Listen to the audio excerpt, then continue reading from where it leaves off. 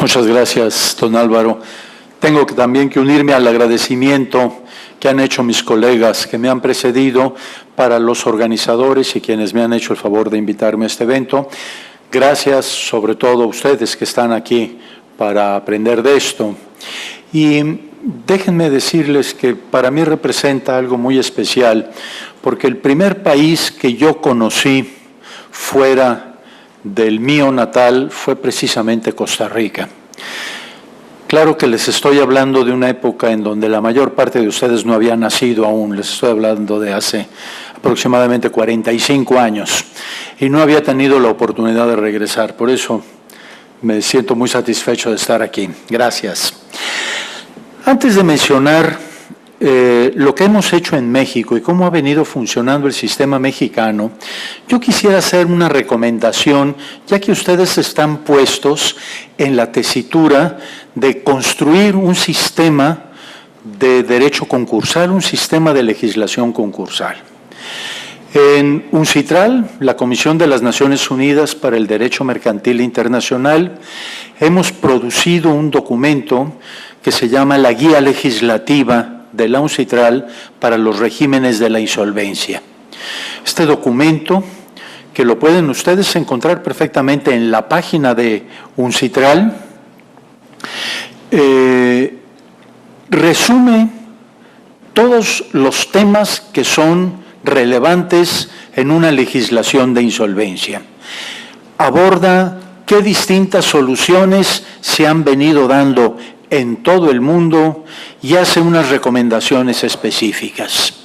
De modo que como guía, así se llama, guía legislativa, es la herramienta adecuada para aquellos que desean trazar lo que pueda ser una legislación de insolvencia. Dicho lo cual, me voy a pasar a hacer referencia a lo que ha sucedido en nuestro país. No voy a caer al detalle de lo que es la legislación mexicana, sino más bien quisiera presentarles cuál fue el entorno en donde se hizo la ley y cuáles son los principios orientadores de la legislación. Porque quizá lo más importante en el diseño de un sistema legislativo es qué es lo que se busca. Las maneras de llegar a cómo se solucionan pueden variar conforme el estilo, el talante, las necesidades de cada quien. Pero el fondo de las cuestiones que orientan el trabajo creo que son las fundamentales.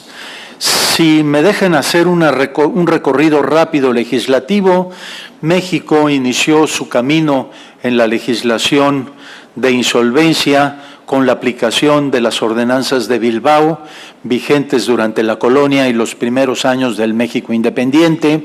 Luego hubo varias legislaciones comerciales.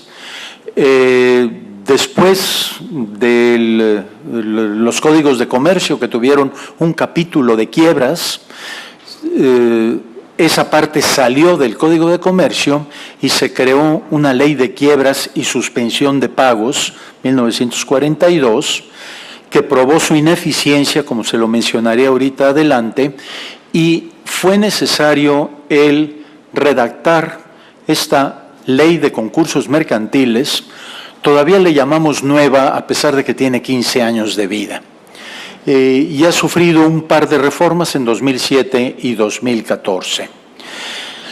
Para hacer la ley de concursos mercantiles se hizo todo un ejercicio de derecho comparado, se hicieron consultas y estudios, porque en la década de los 90 todo el mundo tuvo una gran efervescencia en esta materia, y liderados por distintos organismos internacionales, Banco Mundial, Naciones Unidas, bancos regionales de desarrollo, etcétera, se hicieron por todo el mundo por lo menos 5 foros de desarrollo donde se juntaron todas las principales ideas y opiniones.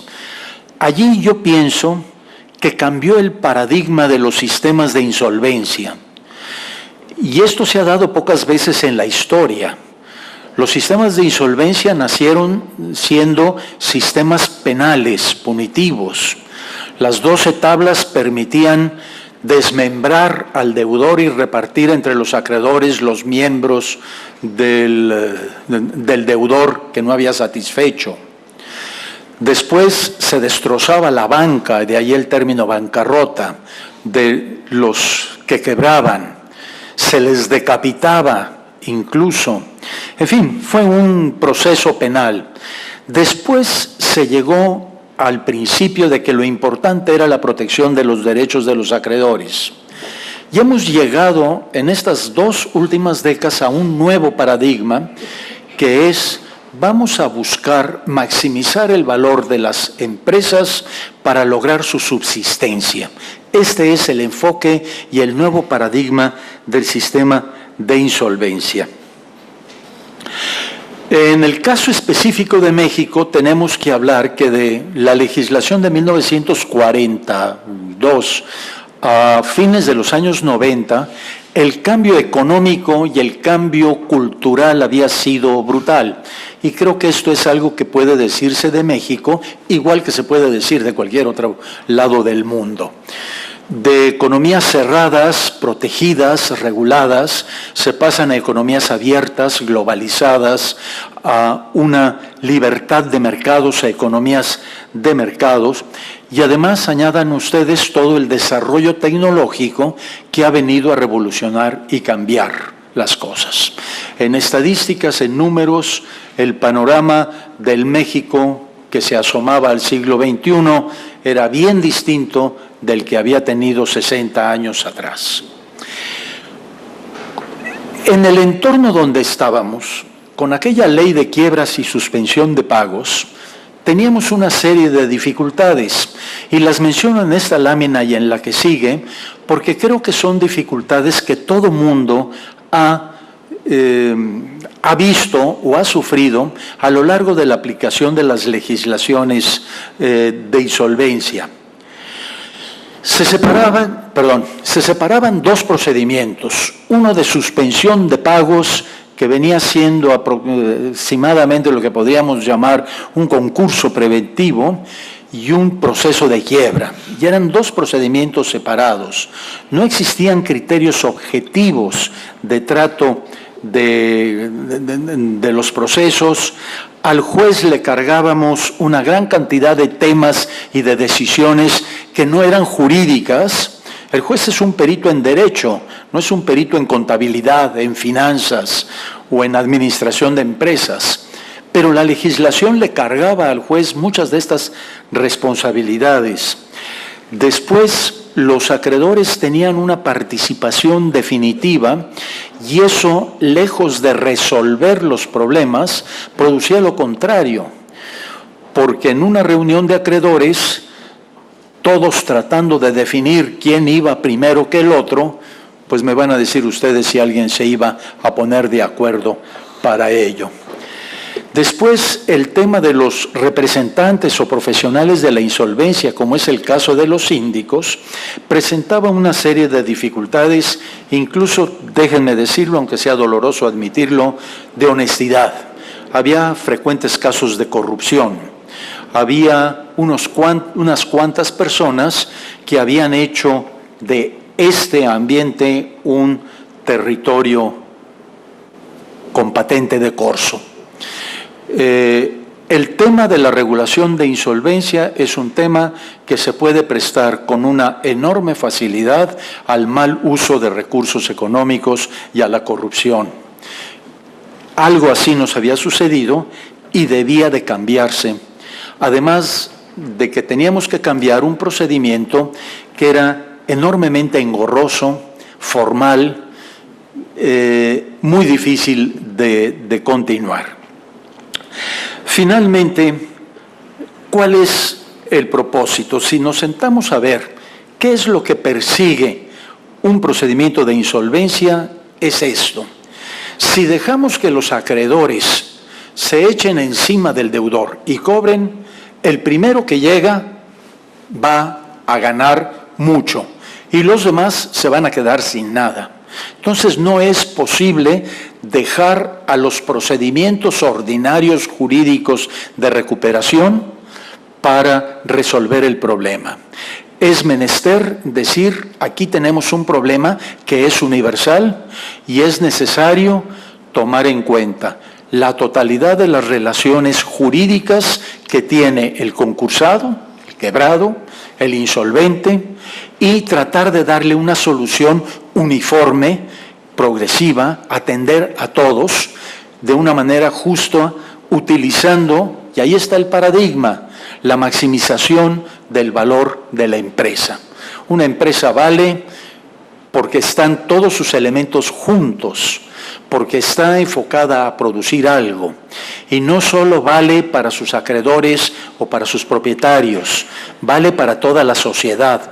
El problema de insolvencia es un problema que afecta no solo a los interesados, los stakeholders, interesa a toda la asociación.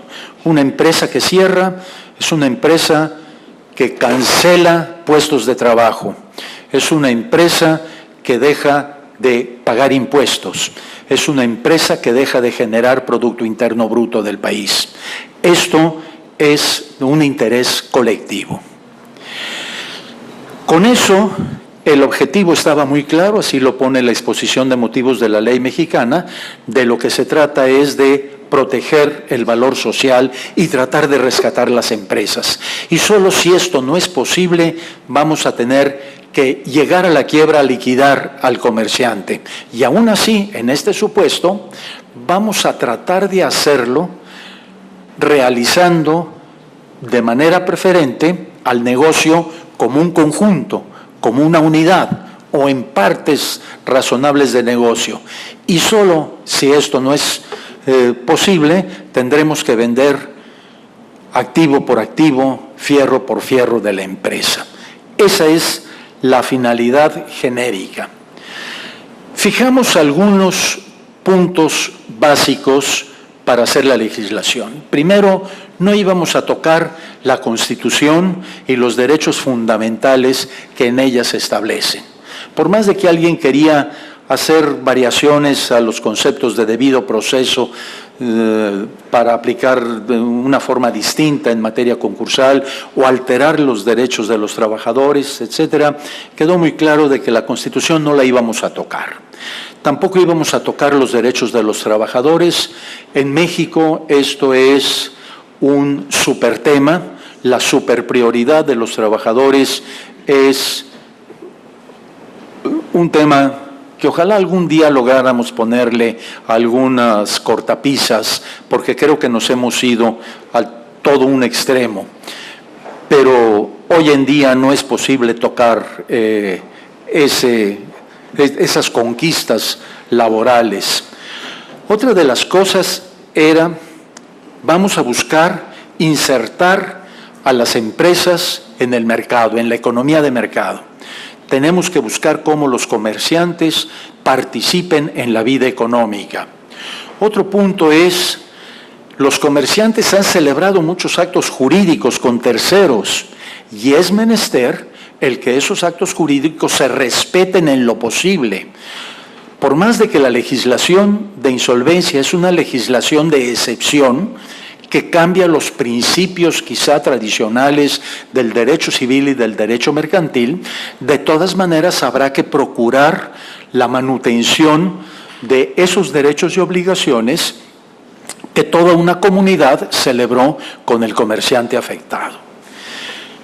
Por supuesto, este comerciante afectado está viviendo una situación de crisis. Hay un riesgo que se ha hecho real, como sucede en toda relación crediticia, en toda relación jurídica obligacional, y entonces hay que buscar cómo se distribuyen los riesgos entre quienes han participado. Finalmente, tomábamos este nuevo paradigma que yo les mencionaba para decir, vamos utilizando un proceso de conciliar para lograr que la empresa no se muera. Quizá un ave fénix que resucita de sus cenizas, y ya si ello no es posible, Entonces, bueno, pues llevemos a la quiebra para que desaparezca, pero en una forma ordenada. Lamentablemente, la manera natural de terminar un negocio es apaga la luz, baja la cortina y vámonos. Y a ver qué hacen todos los demás. Se busca que aun cuando se tiene que llegar a este caso, pueda haber un proceso de salida ordenado. Todo esto alrededor de un sistema en donde todo el mundo sepa de qué estamos hablando, cómo la información llega a todos y a todos se les trata de la misma manera.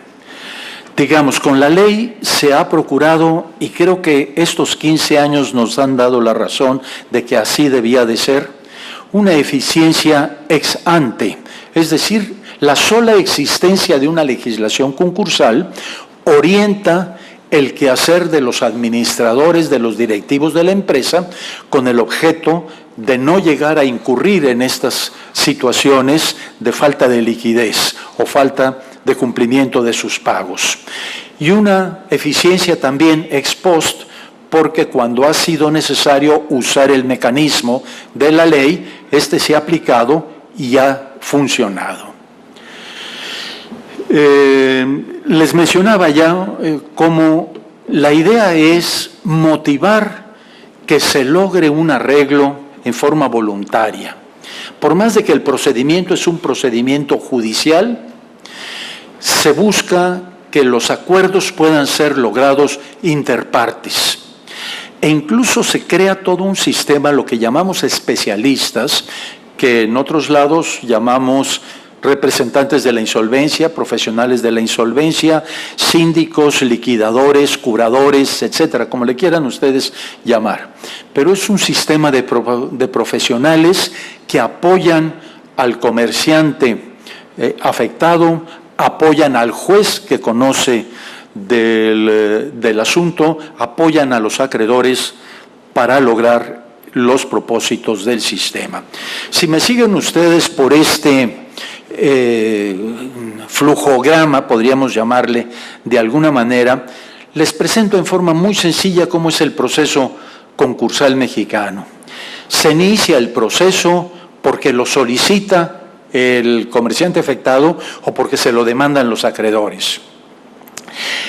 El primer paso es hacer una visita, es decir, el ir a verificar a través de un técnico, uno de estos especialistas que yo les mencionaba, para verificar si se está en la situación objetiva, en el presupuesto objetivo del estado de iliquidez del estado concursal, que es una fórmula contable para los pasivos, otra para los activos. No los aburro con los detalles, pero se hace esto con el objeto de que este especialista le diga al juez: señor juez, lo que encontré, la fotografía contable que me encontré de la empresa es esta. Y entonces el juez tiene los elementos técnicos para decir: Tuercas y Tornillos, sociedad anónima, se encuentra en concurso mercantil. Y después se llama a un segundo personaje, un segundo especialista, un conciliador, que va a hacer el trabajo primero en su extrema izquierda, reconocer el crédito. ¿Cuáles son las acreencias? ¿Quiénes son los acreedores? ¿Cuánto valen? Si llegamos a quiebra, ¿en qué orden van? Tiene que hacerse un listado. Esto es un trabajo financiero, esto es un trabajo contable, es un trabajo técnico.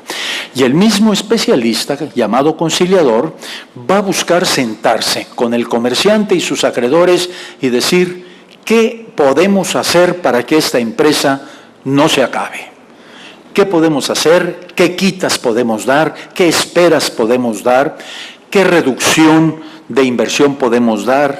En fin, lograr un esquema financiero, y la legislación mexicana deja abierto el camino, no como otras que ponen muchos límites, sino que cualquier esquema financiero es bueno para lograr un acuerdo. Si el convenio se logra, nos vamos a la extrema derecha, el convenio se logra, se termina el concurso mercantil y todo el mundo feliz. Logramos lo que queríamos. Si el convenio no se logra, seguimos la línea vertical hacia abajo, entonces pasamos a la etapa de quiebra. Y ahí en la etapa de quiebra se trata de hacer la realización de los activos, como les decía, preferentemente la empresa en su conjunto, o bien la venta de los bienes, y entonces el síndico, tercer especialista que participa, tiene todas las herramientas para hacerlo. Desde luego la tradicional subasta, pero puede hacer empaquetamientos de ventas, utilizar profesionales de ventas, en fin, todo ello.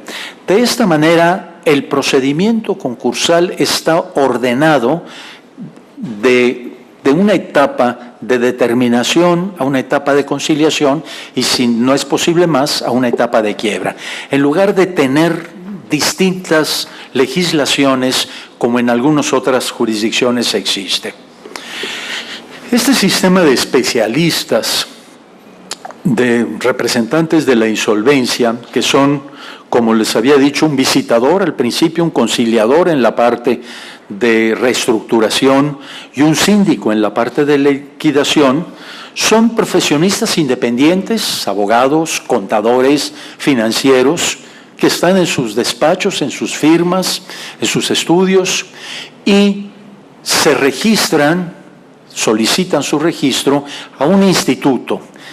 Es algo similar a las superintendencias que vemos en Colombia o vemos en Chile, o un poquito parecido también al Indecopi de Perú, o a muchos otros servicios. Existe incluso toda una organización internacional que es la Asociación Internacional de Reguladores de Insolvencia, que agrupa aproximadamente a 30 países que tienen sistemas de esto.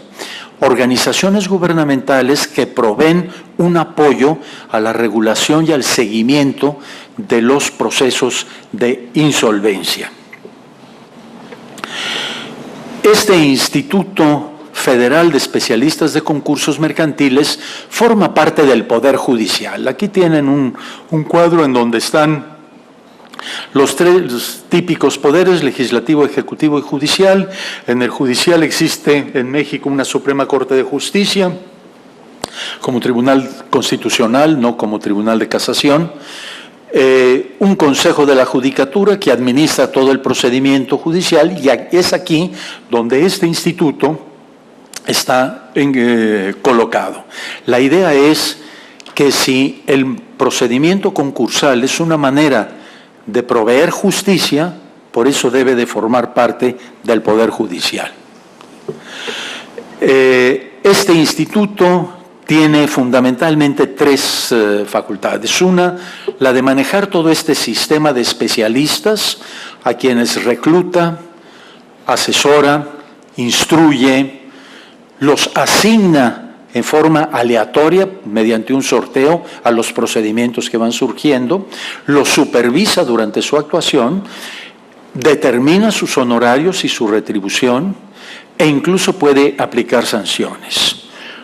Una segunda función de este instituto es hacer una difusión de la cultura concursal, es decir, que se conozca qué es el concurso mercantil, para qué sirve, quiénes lo pueden hacer, distribuir estadísticas, etc. Y finalmente un trabajo totalmente instrumental, hacer formatos, modelos de actuaciones ante el juez. Por ejemplo, la demanda se tiene que hacer siguiendo una serie de formatos para que esté unificado, sea muy fácil de leer una demanda de concurso mercantil, y así sucesivamente.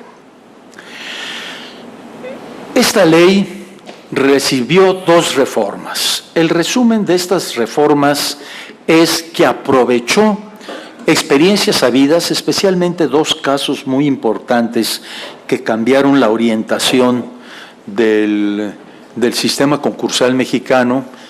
El caso mexicano, una línea aérea, que es un extraordinario ejemplo de lo que no se debe de hacer y de cómo no se deben de hacer las cosas.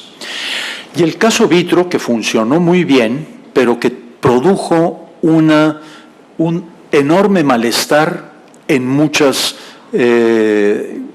partes del sector económico del país. El caso Vitro fue un asunto transfronterizo, se litigó en Estados Unidos lo mismo que en México. Las decisiones que tomaron los tribunales de los Estados Unidos han sido señeras para marcar rumbos en la actualidad y pues había que aprovechar esas experiencias. De todas estas reformas de las dos reformas, la de 7 y la de 14, creo que puedo mencionar que se incorporaron los concursos preempaquetados, es decir, cuando el comerciante llega al concurso mercantil ya puesto de acuerdo con la mayoría de sus acreedores y decir, señor juez, tengo este problema, queremos resolverlo de esta manera y estamos de acuerdo la mayor parte. Y entonces el juez le da vista a todos los demás acreedores y acaba firmándose el convenio. Después se incorporó el tratamiento al concurso de grupos corporativos. El caso de las empresas, las controladoras y las controladas. Se crea el concepto de acreedores subordinados para aquellos acreedores que forman parte de un grupo corporativo, una empresa filial, una empresa hermana, que podía ser acreedor, o que era acreedor, que fue el caso de Vitro, o el caso Durango, en fin, otros, en donde el comerciante prácticamente contaba con la mayoría de votos para imponerse a los otros acreedores externos. Esto se ha eliminado y se le ha dado un tratamiento a estos acreedores internos distintos a los externos. Se trae a colación el concepto de acreedores colectivos. En México hemos desarrollado alguna legislación de acciones colectivas. Los casos de daños ecológicos, daños al consumidor, o sea, todos esos casos, y se le da un trato a los acreedores colectivos, normalmente acreedores involuntarios. Se refuerza, aunque ya existía, pero se refuerza la posibilidad de que el concursado reciba crédito durante el trámite del concurso y este crédito recibe un tratamiento superpreferente para ser repagado. Y se incorporan los temas sobre los que venimos trabajando en UNCITRAL de la responsabilidad de los directores y administradores cuando nos acercamos al periodo de la insolvencia. En estos temas, prácticamente lo que voy a decir a continuación es un poquito repetición de lo anterior. Quizá insistiría yo en que en una de las reformas se añaden principios que orientan el sistema concursal. Se vuelve a aparecer el anterior paradigma de protección de los derechos del acreedor, pero se insisten en estos temas de transparencia, de economía, de publicidad y de buena fe, e incluso se permite que los procedimientos se lleven de manera electrónica para que sean accesibles a todo el resto del mundo. Las ideas que tienen ustedes aquí en la pantalla prácticamente las resumí hace un momento. Déjenme nada más hacer alguna mención que no había hecho antes en el punto 7, que es instituciones financieras. La ley concursal tiene un capítulo de concurso de instituciones financieras. Los bancos están excluidos porque la legislación bancaria crea un sistema ad hoc para la liquidación de instituciones de crédito. Para el resto de instituciones financieras, compañías de seguros, casas de bolsa o banca de inversión, arrendadoras financieras, uniones de crédito, etcétera, cada una de las leyes de estos sectores prevé algo, pero aplica en forma supletoria la ley de concursos mercantiles. O sea, tenemos cubierto también el tratamiento de la insolvencia de instituciones financieras. Resultados positivos. Creo que hemos desarrollado en México una nueva cultura concursal, con procedimientos más sencillos, duran menos tiempo. De todas maneras, no hemos logrado que duren lo que queríamos que duraran. Todavía nos seguimos tardando. Ya hay asuntos que se han alargado más de lo que el desideratum es. Creo que el sistema de especialistas o de profesionales de la insolvencia ha ayudado, sobre todo, a ordenar la administración de la justicia y de los procesos. La ley mexicana incorpora la ley modelo de UNCITRAL de insolvencia transfronteriza, el título 12 de la ley es la ley modelo de UNCITRAL, incorporada prácticamente textualmente. Ha probado funcionar en los casos que hemos tenido con Canadá, con Estados Unidos, con España en algunos casos. No tenemos muchos casos de esos, pero ha funcionado. Ya ha habido algunos casos enormemente exitosos. Ahorita están concluyendo los concursos de 3 compañías o 3 consorcios de compañías de créditos hipotecarios y de promotores de vivienda que son grandes empresas. Y lo mismo, ha habido otros grandes casos que han sido exitosos y lo mismo algunos muy pequeñitos. Porque el concurso tal como está diseñado, la verdad es que lo mismo puede funcionar para una pequeña empresa, quizá no para una microempresa. Yo creo que esta es una de las tareas que tenemos por delante, pensar en las microempresas, porque en México, igual que lo que hemos oído, que el resto del mundo está basado en el trabajo de pequeñas y medianas empresas. ¿Cuál es el pero? Y quizá debí de haber empezado por esto porque no es bueno terminar con una nota negativa, pero sí tenemos un pero, que es que tenemos muy pocos asuntos. En estos 15 años no llegamos sino a los 600 asuntos. No son muchos. Para la densidad empresarial que tiene un país como México, para el tamaño de la economía que es México, 600 asuntos en 15 años es nada, es nada. ¿Qué necesitamos? Necesitamos más cultura concursal, hacer procedimientos que sean más sencillos. Los empresarios normalmente no les gusta caer en la maldición gitana entre abogados de veas o caer en manos de jueces. Y se lo digo sin ningún ánimo peyorativo. Creo que tenemos que hacernos abogados y jueces más simpáticos a nuestros justiciables. Y creo que esto es lo que nos ha detenido un poquito. Pero en fin, esto es el panorama de nuestro país. Yo quisiera darles las gracias. Yo pensé que había puesto una lámina con mi correo electrónico para ponerme a sus órdenes, pero no está puesta. De todas maneras, aquí todos los organizadores tienen cómo contactarme si en algo puedo serles de utilidad. Muchas gracias, han sido ustedes muy gentiles de prestarme atención.